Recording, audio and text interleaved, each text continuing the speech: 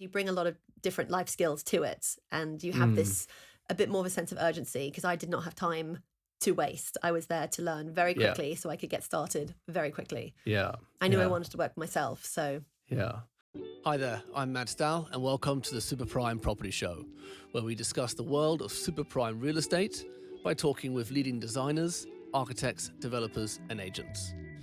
This podcast aims to explore the intricacies of the industry, delving into conversations that hopefully inspire, inform, and entertain.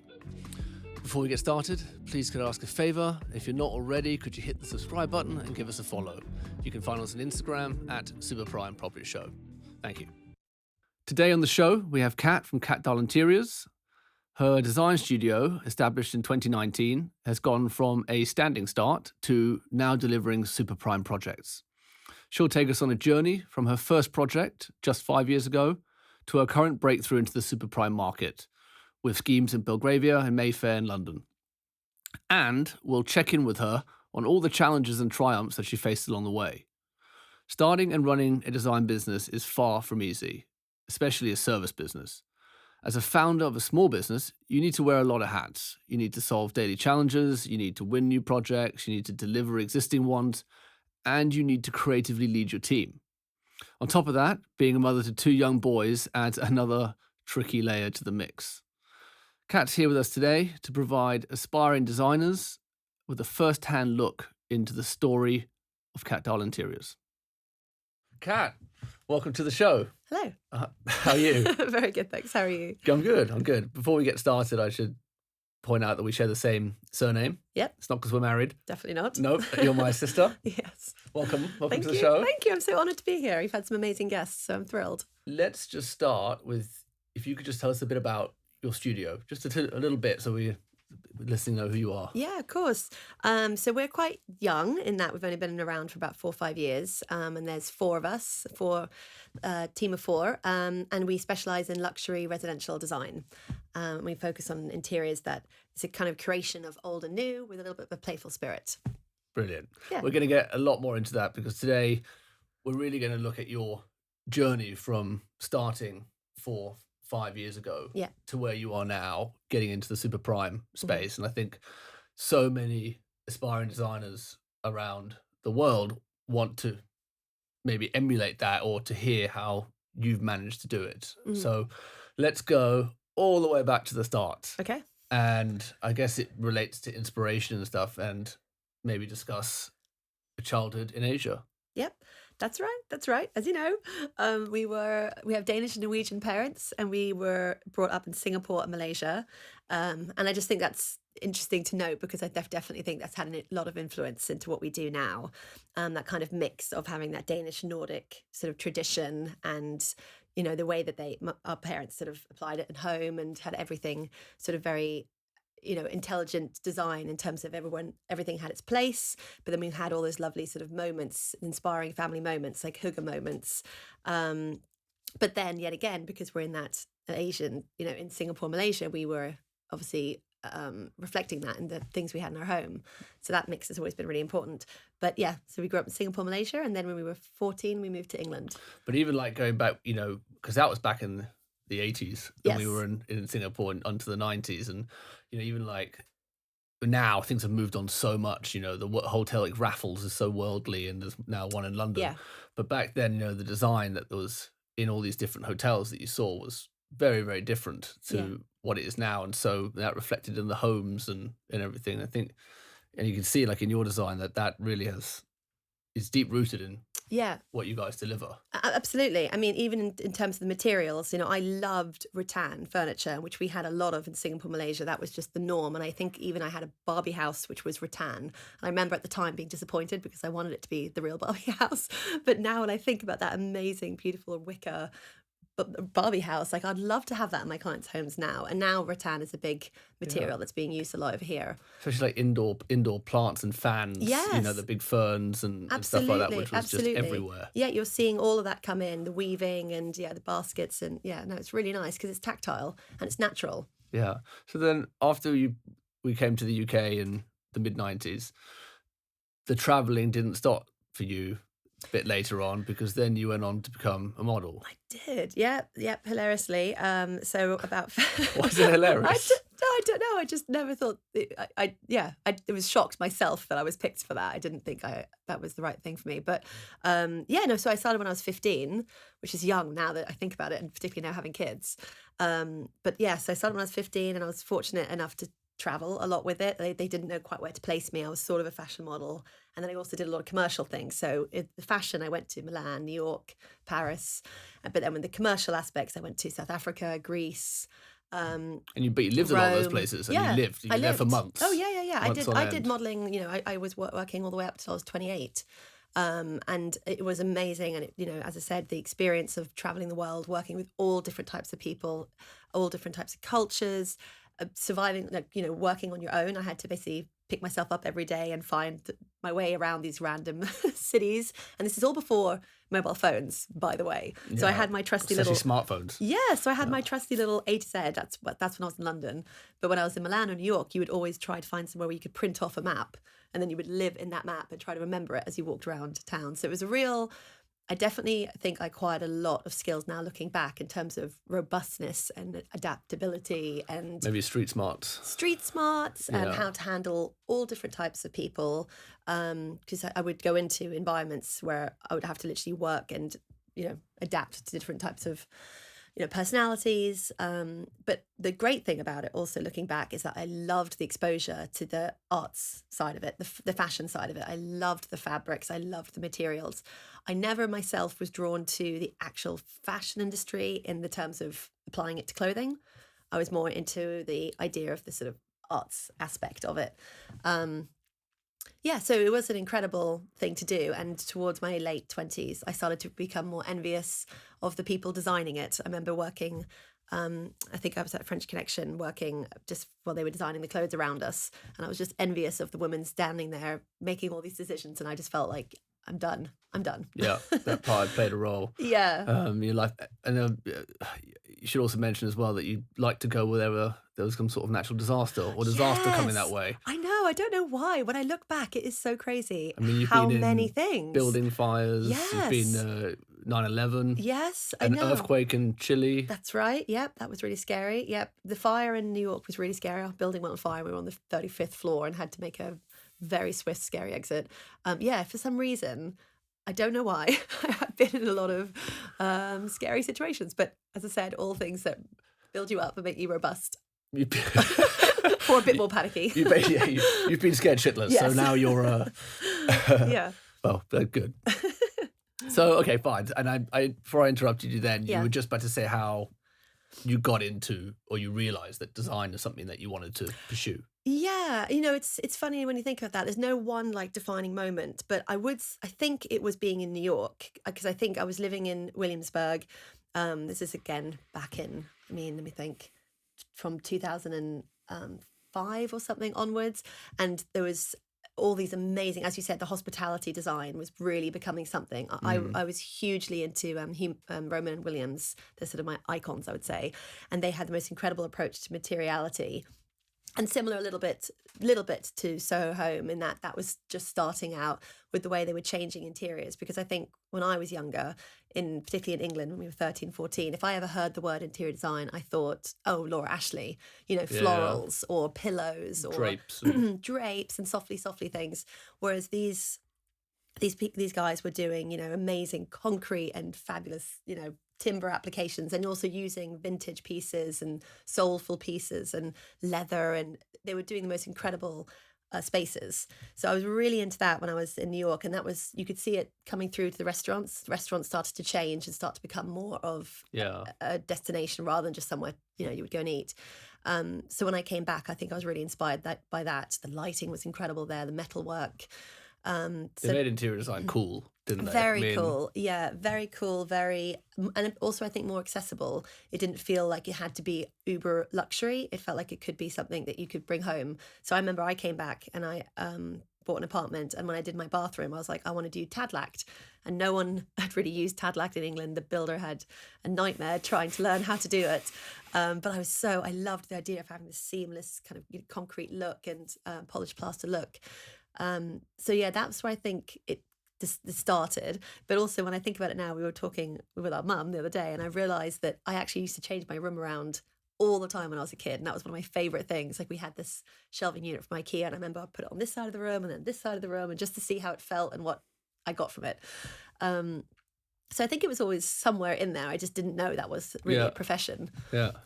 So I went back to school at 28. I went to Inchbald Design In Sloane Square. in Sloane Square, very reputable, amazing school.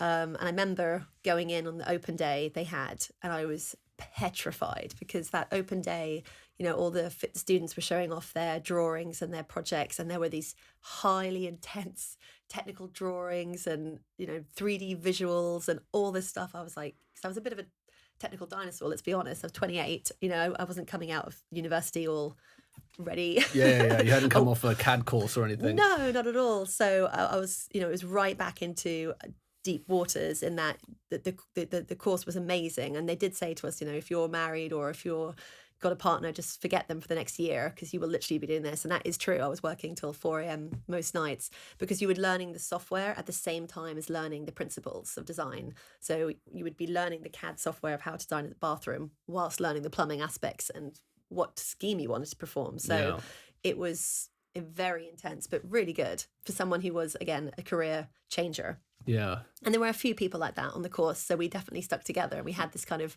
What about the age of the people on the course? Well, that's it. I would say 80% were coming fresh out of school, so they were nice and young and eager to learn. Yeah. And then there was the instead career... Instead of uni sort of age, you mean straight out of like, Yeah, 21. And then there was the career changers like us, about 3 or 4 of us, some, lawyers and other careers that just thought, that's not for me. I don't like the lifestyle. I want something different. Yeah. And it's interesting because you bring a lot of different life skills to it, and you have this a bit more of a sense of urgency because I did not have time to waste. I was there to learn very quickly so I could get started very quickly. Yeah. I knew I wanted to work for myself, so... Yeah.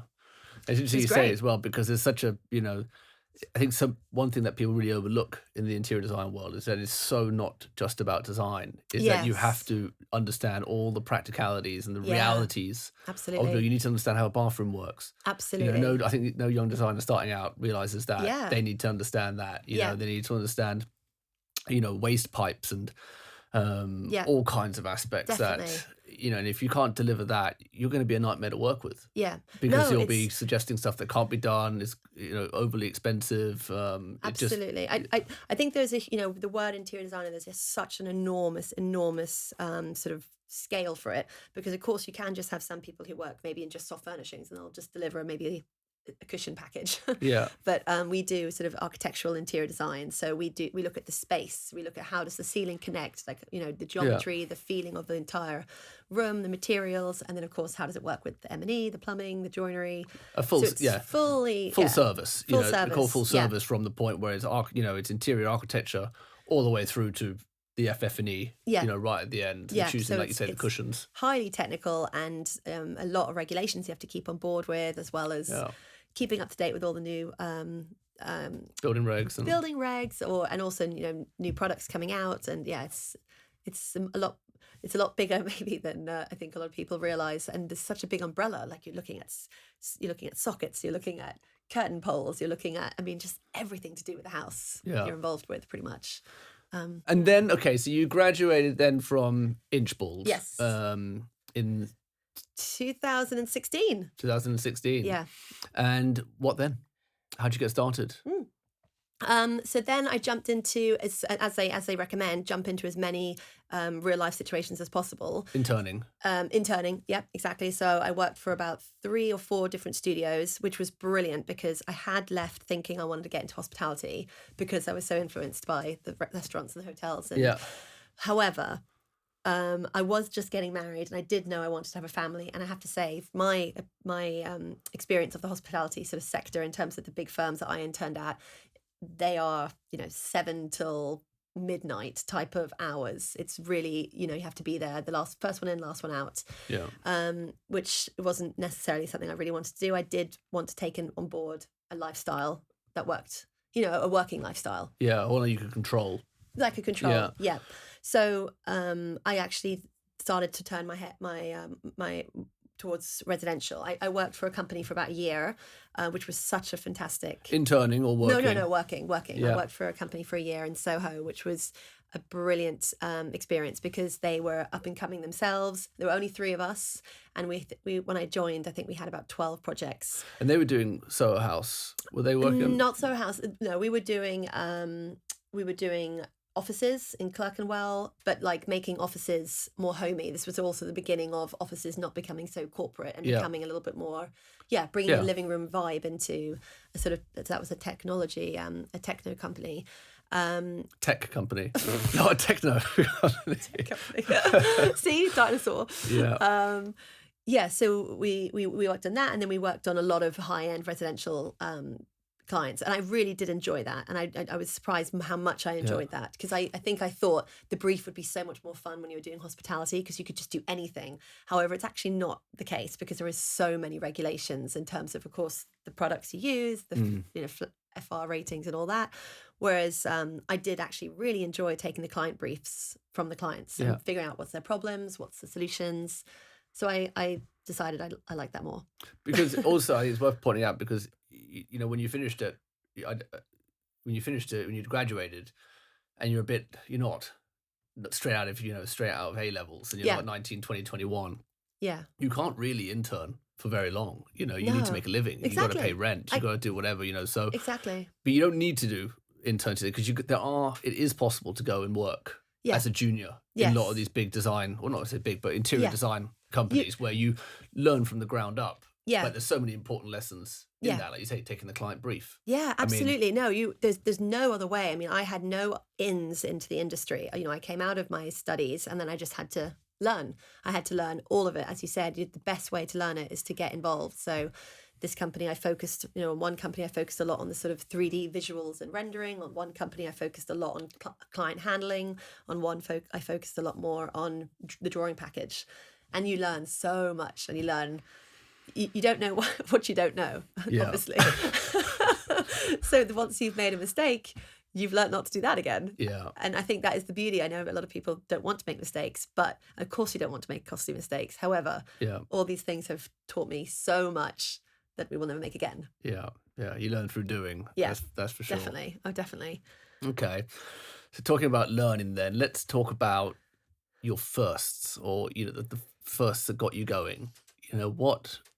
Or actually, let's go. When did you think? Let's go back one more step. When did you actually think, all right, now's the time to start set up Cat Doll Interiors? What got you from that threshold? I think I can't remember exactly the timings now, looking back on it, but at some point after I'd finished and I was working at that company for a year, a friend of ours, a jewellery designer, asked me if I would design her shop. So I started working on that. And then another friend, I think, was starting to work on a coffee shop in Fulham. So I started working on that. And then that's when I thought, okay, I've now done quite a few things with the company I'd worked with for a year. And I'd now, sort of started my own little endeavours. And I thought now was the time just to jump in. As I said, I definitely had a sense of urgency. I didn't have an enormous amount of time. I wanted to become established very quickly. So I could have children as well. Yeah. So it was all happening at the same time. Scary? Very scary. Very scary, because the one thing I hadn't ever liked about modelling is that it's freelance. So you're not in charge of your own destiny. So no matter how much you work, you don't know what's going to happen next month. Yeah, you don't know if you've got a job next month. You don't know. So, I did enjoy being employed at the company before, but I had learned a lot there. So I was happy to go off. And was it just you when you started, or? It was just me for about a couple of months. And then I very cleverly hired Courtney, who's still with us now, who is our creative director now, who's unbelievable. And she came with her own amazing wealth of experience from America. She'd worked at an architecture firm for about 10 years. So she brought in a great sense of organisation and sort of, practices that we quickly made us more streamlined. Complementing skills and all that. Yes, very much so. So she's kept us on the straight and narrow. Great. Good work, Courtney. Doing very well, yeah. Okay, and then, whilst we're talked a bit about Courtney, how have you found recruiting and adding team members and losing team members and the difficulty it's hard in doing that? Yeah, it's very hard. it's very difficult because again, these are all types of hats that I have literally no experience in whatsoever, at all. So, conducting interviews, you just have to think about what does it matter to your brand and trying to get a feel of the person. I do think I'm a good people reader from all the jobs I've done before, so I get an idea of people's personalities and how they're going to mix with the rest of the team and what they're going to apply. But I'm very, I've got Eliza and Courtney have been with us for a very long time, so I'm thrilled that they're happy but yeah, no, it's been very, very tricky. It's very difficult. We have built up a strong freelance team as well who support us when we get really, really busy and we need a bit of extra help as well. Yeah. But I do quite like staying quite small. It keeps this, there's a lot of benefits to it. I mean, obviously, there's many benefits to not having a huge overhead, and it means that you can knowing you, it can mean you can be more selective about the jobs that you undertake, and I think that's really important because you don't, you're building a portfolio, and like we'll talk about your jobs in a moment, but everyone will hear how varied the jobs that you have done, and that has been an amazing addition to your repertoire or to your strings on your bow. Yeah. That you have such a variety of projects, and you want that control. Yeah. You don't want to have to be forced to take what you can at a cut price. That's true. That's the reality of business, isn't it? That's true. And I like the fact that I still deal with all the clients directly. So if we were to take on several designers, then I would start to have to hand over project management to other teams and basically set up other teams. And I think I'd just rather have much more involvement. So yeah, I think we'll keep it quite small. Yeah. Yeah. Okay. You never We'll say see. never.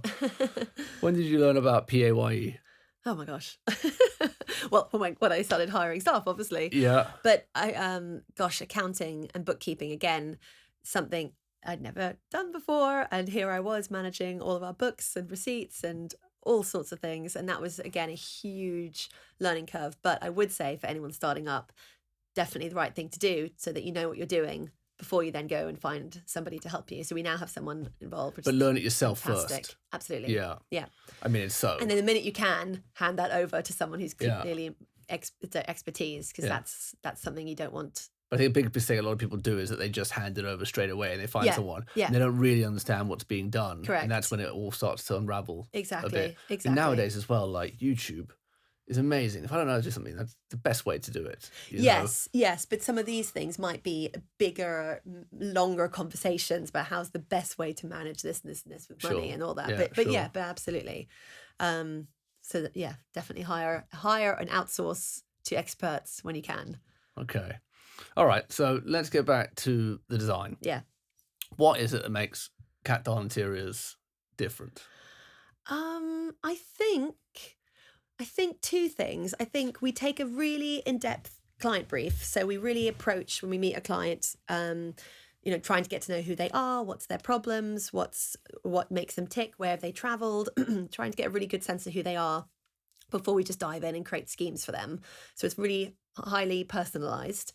And I think secondly, the fact that all of us from within the studio come from this melting pot of influences. So I'm obviously Danish and Norwegian and grew up in Singapore. Courtney's from Massachusetts and worked in Cape Cod, and Eliza's from the Philippines. So all of us have different cultural aspects and different experiences, and that has been, I think, a big positive melting pot reinforcement. Especially in London too. Well, that's it. Everyone is so multicultural. Exactly. When our clients are also very multicultural and lived all around the world, and they don't necessarily want their home to just reflect one era or one style. So we're not the type to go to for a matchy, sort of light grey scheme. We're more a curation. So we want to find pieces where some is old, some is vintage and has some soulful qualities. Others are very highly modern, and it works with the building's architecture. Do we have cornicing? Do we have ceiling roses? There's also the challenge that obviously you're normally designing for a husband and a wife. Not always, but normally you are, or at least two partners. And they have very different backgrounds. Oh, and they have, different, they're from different parts of the world with different tastes, and so that has got to be a big Yeah. Oh, we've had some really hilariously uncomfortable moments sitting in, in the kitchen table with two completely polarizing opinions. And you then feel like you're a little bit more, as a therapist, trying to say, that's also a good idea. That's also a good idea. Because that's very awkward when they have, and we have been in that situation many times. So how do you deal with that? Well, you just have to sort of mitigate and go, well, why don't you think about that a little bit? Or what about compromise is? And you just sort of keep suggesting and keep becoming adaptable. There's usually always a way. You could give a little, you take a little, if you're merging two styles together. I can imagine. Tricky. I mean, that is got to be such a vital skill because you need to keep this thing rolling. Yeah. You need to keep the design pushing forward, not just from a business point of view, because you need to get to your next billing stage so that you can pay your staff. Yeah. But also because the clients want the project to move forward. Yeah. They want a finished Yeah. product People ultimately. get design fatigue quickly. Get design fatigue, exactly. So if they can't, if they're up against each other, they like different things. It is your job to find a way common through ground. because Yeah. it's like and that's Yeah. I can imagine. No, it's tricky because you can have a presentation and then you show, this is a scheme, this is a furniture scheme for the living room and the kitchen. And it could be that 2 or 3 rooms are ticked. And then there's like little questions just left with that one room. And then I'll just think about it. What do you think about it? And you have to be the one that keeps, as you said, pushing it forward and getting the decisions made. So it doesn't just become left and then that area becomes just sort of left, not fully developed as we all want it. So it ends up being, it's a bit meh yeah, for both of them. Exactly. So exactly. Yeah. So you have a lot of balls in the air at all times when you're doing a project that you have to just keep up with, keep checking in, keep the communication open all the time, keep getting things confirmed. Which is all that client relationship. All client relationship. Yeah. So good communication is everything. Yeah. And that's one of the things we've learned as well. I know how to pick up on red flags now, I think, with clients. So it is a bit of a dance. What's the red flag? Or a typical red flag? I would think, I'm trying to think about good aspects. Just personality clashes, because it's very much of involvement when you take on. Do you mean between you and the client? Correct. So a client that wouldn't be a good fit. All right, for your business. Yeah. And I think that's the thing. It is a fit. It's a sort of little dance that you do in that you just make sure that you're both on the same wavelength. It's the first date. It's just because if the personality isn't working and the communication isn't working, you're not flowing with each other, it's going to be quite difficult to get from A to B. And you're doing them a favor, if you can see that because you've been through this process so many times, and you can see that this is not, you guys are not in sync. Yeah, then you're doing them a favor by saying. You don't want to put a square in a circle. That's the expression. It's the expression. Something like that. Yeah. That is the expression. Okay. Yeah. Very interesting. And I know you touched on it right at the beginning. What's the CDI, the cat dial style? Well, I would say, as I say, it's the mix. It's the old and the new, and a little bit of playful spirit. So we definitely use color, we use textures, and then we have this sort of juxtaposition of different eras. So we lean into the client's already existing pieces or their art collection. Do they have heirloom pieces? And we want to work around that and build around that. So it's very much a meeting of minds with our sort of tastes and style mixed in with who the client is. A project that we worked together on quite some years ago is you designed a flat for me. Yes. In my flat in Primrose Hill. Mm-hmm. And I think I said to you, this is obviously back when, I can't remember what year it is now, but this is kind of like when Soho House was really becoming big. Yeah. And obviously that was cool and everything, and it was like, I remember giving that, I can't actually remember the brief, but I look back at it and think, oh, that's the craziest thing. It doesn't make any sense. But, you were great and you managed to deliver it. You go from doing something very different to delivering something like that. And it's just, how much is it about being amenable and open to other people's wishes, and because I think a lot of, like you talked about red flag, but a lot of designers will, like, people will say, oh, I like this, and you were like, no, come back over here, we're not doing suede, or whatever it might be, or if they think, okay, if that's what you like, then let's make that work, within a bigger scheme. You definitely need to be adaptable and be able to compromise, but to the same extent you don't want to be completely flimsy and then just water down the design. So if someone's come to us and if they have literally come to us and said, I love this project that you did, and I love this project, then you want to say, well, then you need to trust me a little bit, because it is difficult to completely show you. We use a lot of visuals, so people do get a very clear indication, but You do need to just have a little bit of trust if you want us to deliver it without too many interruptions, because then, as I said, the danger is can be watered down if there's too many. Oh, I'm not quite sure about this. I'm not quite sure about this. Whereas we know that they loved our end product. So we keep a sort of firm stance. So we have the reasonings behind everything we decided. So if someone says, I'm not quite sure, why did you choose that? We always have a reason behind it. So it might be that it's just that print they didn't like. They don't like geometric print on their cushion. So fine, we'll just go another way, but it will still embody the same aspects that go with the scheme. It's also like, I mean, I was from our experience working together when, I'd WhatsApp you something saying, oh, I love this, I love that. And then like the next day be like, it's literally the exact opposite that I sent to you. I sent to you 48 hours earlier. And I think that's the reality of it. Clients will say, I want this, I want, I want Miami minimalist or whatever, my office. And the next day they're in Tokyo and they're sending you something completely different, saying, oh, I love this. Yes. And that let's again, have a mural. Again, and I think that's why when you do take on board a sort of professional who does this all the time, you want to listen to that, because, for example, I remember someone coming and saying that they had seen this visual and they wanted that in their home, and we were like, well, a big problem with that is you don't have cement flooring, and that image has everywhere on it cement flooring, and they were like, oh yeah, I didn't even realize. So it wouldn't have worked, that scheme in that space. So we do take into account that, yes, of course, if you see a house in LA with massive views and big glazing, that design isn't going to look the same in our Victorian house. No. So it's right. Exactly. So you've got to apply it and think about the vernacular and the architecture and the base and the proportions. All of it has to work. Okay, let's talk about some of the projects that you've done. Yes. Let's talk. Why don't you share four of the projects? Oh wow! So you were saying earlier about thinking about some of my favorite projects. We've just finished one in St John's Wood, which was amazing. That was a big townhouse, and they had a separate house as well, which was their yoga studio / there's a guest room as well and a gym. And that was an incredible project to work on, because it's been a couple of years, and it was an all-woman team. So it was a very power-led, all-woman Scandinavian team with the client, and they had incredible art already, but which they wanted to develop on. So that was already something brilliant to bring into the mix.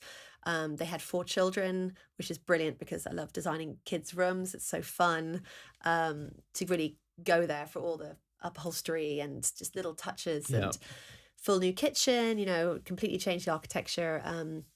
That was a really brilliant project. And that one we explored so many different options. At one point we were thinking about a climbing wall in the gym for the children, then we realized maybe not the best idea. So that was amazing, and that's just finished. Then we did a grade 1 listed apartment in Brighton for a really fun client whose sister was a vintage dealer in Madrid, so she already had some of the most amazing pieces, so she wanted to build around that and then bring in a little bit of that Brighton seaside vibe without being too kitsch, because it was a grade 1 listed building. And the interesting thing about that building was it was the most beautiful cornicing and details, but there had recently been developed, so they had sort of added on this extra piece which had none of it. So we had this ornate sort of cornicing and all this, and then this one room with just nothing, and it was quite cold. So we were brought in to bring that space connected to the rest and then sort of transform it and make it lively and fun. And she was brilliant. She was such a pleasure to work with. And I think that's the thing. All the projects that are my favorite are just amazing clients. Sure. Pleasure to talk to and trusting. And so that was really fun. And what else? And then we're doing one in Highgate at the moment, where we had transformed their living room and hallway, and now we're just working down in the basement and making it a pool room, like a really fun sort of gaucho inspired pool and TV cinema room. And again, lots of materials, lots of fabulous marbles and antique glass bars and leather and wallpaper on the ceiling, and again, a lot of fun. And what else? What about in the countryside? Oh, I love doing houses in the countryside. It's so nice to get out of London and bring in the landscape. So we've done 2 recently, one in Suffolk. We did a barn in Suffolk with Mole Architects, and that was fantastic. Again, for a repeat client who we love. And that was beautiful and so much fun, and just took in, as I said, really focused on the nature outside and brought in all these lovely colours and materials. I heard you just went and stayed there. Yes, she let us stay there for a week, which was so kind of her. We had the best time. That is testament to a great client relationship. Yes, particularly when you have young kids. Yeah, yeah, right. I was terrified. And then and then the second one, what we did recently, was in Kent. Yeah, really beautiful house in Kent, where the sort of placement of the rooms were all funny positioning. Kitchen into an orangery, a beautiful orangery, and made that the sort of heart of the home. And most incredible joinery, and there was a home office, and that's gorgeous. I can't wait to photograph that one. Brilliant. Yeah. Sounds lovely. Yeah. How do you, I mean, it all, when we talk about this, it all sounds, all roses and ponies, and it's all, I don't really know what the saying is. Yeah. But, and it's like, but it's not, it's bloody hard. Yeah. It's bloody hard. I mean, there's the aspect of just running the business and the boring day to day that involves. There's, there's the problems that you have on site. There's the problems that you have. First, how do you, and you got to keep going 7 days a week. Yeah. How do you stay motivated? Oh, motivated. I think I've always had an innate, I think that comes from a little bit from our family, but I think I've always had an innate sort of grafting kind of attitude towards work, or I just, no problem to go work. I really enjoy it. And I always want to push forward. I'm always excited, just want to push forward and build the business. But having your own business, it is definitely a lot. You don't really clock off at 5 o'clock and just walk into your house and forget about it. It's sort of always on your mind, and we're always coming back to it in the evening. And I think it's because we are quite small. So I personally do wear a lot of hats, in terms of I'm the marketing manager or I'm the HR or I'm this or this, that. So it's a lot. It's a lot, but I also really enjoy it, the freedom you get. I mean, there's lots of really highly intensely glamorous moments, which we all sort of know about, going to Chelsea Harbour and all the design events and being within this wonderful, beautiful industry and working with the fabulous clients that we do. But then there's also the reality aspect, which people might forget, where there's an incredible amount of admin, amount of spreadsheets and technical drawings and M&E meetings and site meetings. And what about that project in Isle of Man? Yes, that's right. We worked on a project in Isle of Man a couple of years ago. That was really fun, but also it came with its own set of challenges in terms of its location. The logistics were tricky in terms of getting furniture over there was really hard. Getting marble over there was impossible. The logistics was very difficult, and things had to be weighed. So we had this marble that was come over for the kitchen, and the client had a great idea. He thought he would buy an old ambulance, it turned out, and have that sent over, and then pick up the marble and that on a boat and bring it over, which was hilarious, but made it work. And then also COVID was in the middle of all this, so that project stalled for a while because they completely closed that off. That was tricky again logistically. That wasn't even that far away, but fabulous at the end. I've seen it. The client bought an old ambulance to transport the marble over. Correct. Okay. You got to do what you got to do, don't you? You do, yeah. So what, I've been talking about challenges. What's been your biggest challenge? Let's do on-site first, or let's do project challenge. Oh, projects challenge. Yeah. No, of course, there's lots of challenges in terms of, we have a lot of clients who are in America, so timing is an issue, particularly in terms of talking with them and discussing the project, as well as making sure they have other amazing products in America, particularly with lighting, and I think they got a sort of better mid-range furniture choice than we do over here. We're still a little bit behind in terms of some of the furniture pieces that they have there, with Crate and Barrel, and so trying to bring some of those aspects over here. Timing, communication, constant communication. How's the best way to communicate? Zoom, WhatsApp, email, Instagram. So there's lots of. And what about personal challenge then? I mean, you've got 2 young boys. Yes, personal challenge would definitely be the age-old problem of being a working mum, just trying to balance the amount of time you're at work to make the lifestyle you want for your children, and then being at home. That is very very tricky. Yeah, and getting phone calls when your kids are grabbing your legs and you're trying to be boss mummy. Yeah. You're pretending to be in your office. Yeah. Nightmare. And now we'll talk about, because those projects that you've done, I mean, are all amazing and beautiful projects. But now as well, you're breaking in and doing some of the super prime projects that we call them. In central London.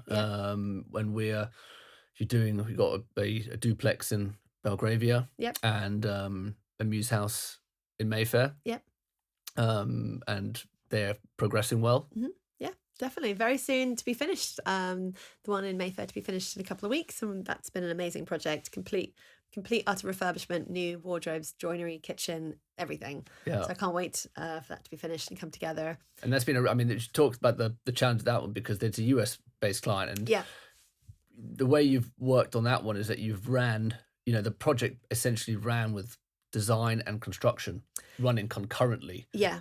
So both started around the same time. And whilst the contractors got on with a lot of the construction work, you're furiously working on the design. And obviously, that's it could be a recipe for disaster. Yeah, it's but not the worked. Ideal way, but when someone has a tight time frame, absolutely, we can adapt and do it that way, because that definitely saves a lot of time. Usually we sort of do the whole design package and then go out to tender and then go into construction. Whereas here we know we had a tight timeline, so we needed to do what they wanted. So we managed to design as they were on site, and that was fast. Make fast decisions. Yeah, their clients are good at making decisions. Yeah. They're lovely to work with. Yeah, definitely. Okay. How about FF&E? Basically what it means is everything that's not bolted into the house. So anything loose, right? So more dining tables, chairs, curtains, yeah, sort of all the aspects you touch and use regularly. All the way down to the cutlery in the drawer. Correct. Yeah. And you source all that, and that is part of the cohesive scheme. Yeah, we love that. I mean, Courtney will say she's incredibly passionate about that. I definitely think that's one of our sort of defining factors, is that we do absolutely love looking for furniture. I remember when I interned at one of the companies, they said, here is your lighting supplier. You buy all your lighting from this one supplier, which I was shocked at, to be honest, because pendants and lamps and chandeliers. Everything was to come from that supplier, because they must have, had a good trade discount or something with that one supplier. But we would never approach it that way. We want to make sure we find the right piece for that right house. So we work with reputable, known brands, but sometimes when it fits in the right place, we want to find, oh wow, this incredible lantern, this bamboo lantern that we couldn't find anywhere. We want to find the right piece, the right treasures, like these right little amazing key moments. So we won't just source from one small area. We will search, and Courtney absolutely adores that. Like, it's like a hunt for her to find the right amazing perfect piece. Yeah, and it comes down to craftsmen and sort of finding the right creative artist, really, who creates the right piece, the right chest of drawers or lamp. And I think for clients is that they may not realize that when obviously it is a huge luxury to have skilled designers going and sourcing every item for your home, but actually, like, it does make financial sense too, because you can get access. You give them access to your trade discounts, which can be quite significant when you're buying sofas for thousands of pounds. Absolutely. Yeah, absolutely. We do. And that makes a big difference, particularly when it comes to fabrics and high-end pieces. Yeah. And also the fact that we bring, we work with a lot of highly skilled curtain makers. We know the right stonemasons to work with. And as I said, we spend time hunting the right pieces, so you don't just get that kind of generic high street lamp. Sure. It's a bit more special, a bit more unique. It might be the same price, but it just might be something that you haven't heard of before. Okay. So what's next then for Well, we're excited about starting work on a sort of cushions and furniture line. That's something we're really keen on, because we have always been designing our own headboards and curtains and cushions and bedding and whatnot for our projects anyway, but we'd like to actually sell them as well on our website. Okay, so your own range, yes, your own our interiors own range, collection, yeah. And what are you starting with? We'll be starting with small sort of accessories, home goods, cushions and little objects around the house, and then hopefully venturing into large pieces. Okay. Because while we design more and more unique pieces, but I love that. That's so much fun. Yeah. Product development, yeah. Product development. Any idea how you're going to manufacture them or source them? No, not yet. No, I'm kidding. Yeah, no, we have a few people who we've worked with in the past who we're talking to. Yeah, that's exciting. Yeah. Well, when you get that live, it'd be good to come back on and have a little chat about that. Absolutely, love to. Thank you. So, what advice would you give yourself back in 2019 when you just finished Inchbald? Or 2018? 2016. 2016. Well, 2019 when you started Cat Doll Interiors. Oh, right. Let's do that. Yes. What advice would you give yourself? Thinking that someone else out there might be in that exact same position, wanting to take the leap.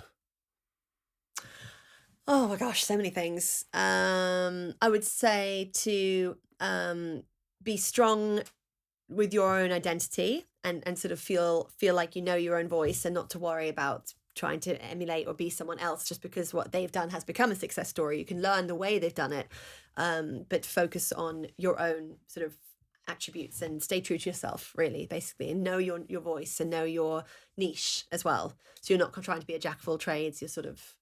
You're more streamlined and focused, because I think that will help, particularly in the beginning when you're trying to get clients.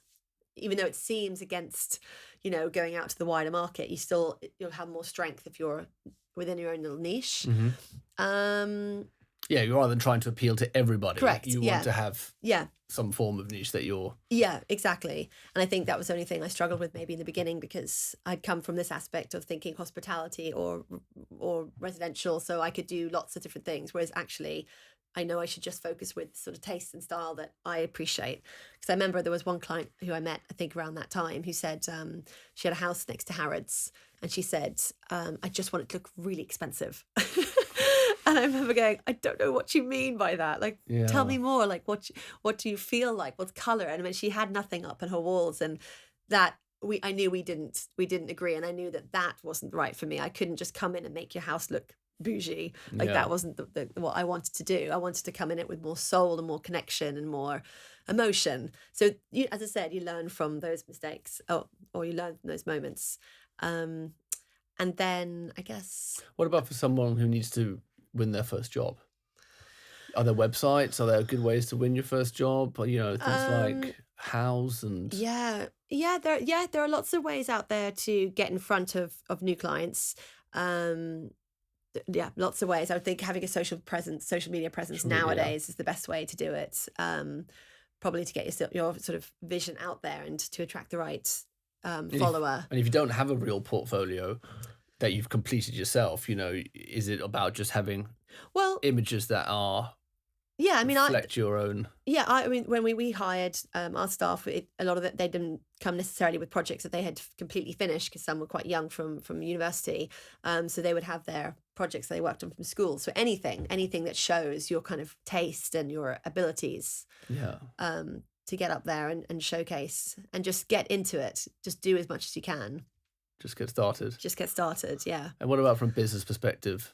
Talk about they might think they got the design bit licked, but actually the business side. Well, you have to have a tight hold on the business side. I've definitely learned a lot of that as well from some of the companies I worked in before, where I think they had a great idea on the design, but they weren't too concerned about the way they build, because they just wanted to kind of be friendly and everything. Whereas I've learned to be you have to keep a very tight grip on your invoice, your incomings and your outgoings. Yeah, cash flow. Cash flow. Yeah. And any other advice for anyone out there thinking about becoming an interior designer or starting their own business? Well, I think make sure you're up to date with your skills. To be hired from any designer, someone will want to know that they can do their technical drawings, to do Photoshop and design, those kind of sort of presentation aspects, and then just keep going to design events and keep becoming current with what's happening in the market, and exposure. Just get yourself exposure. Keep learning.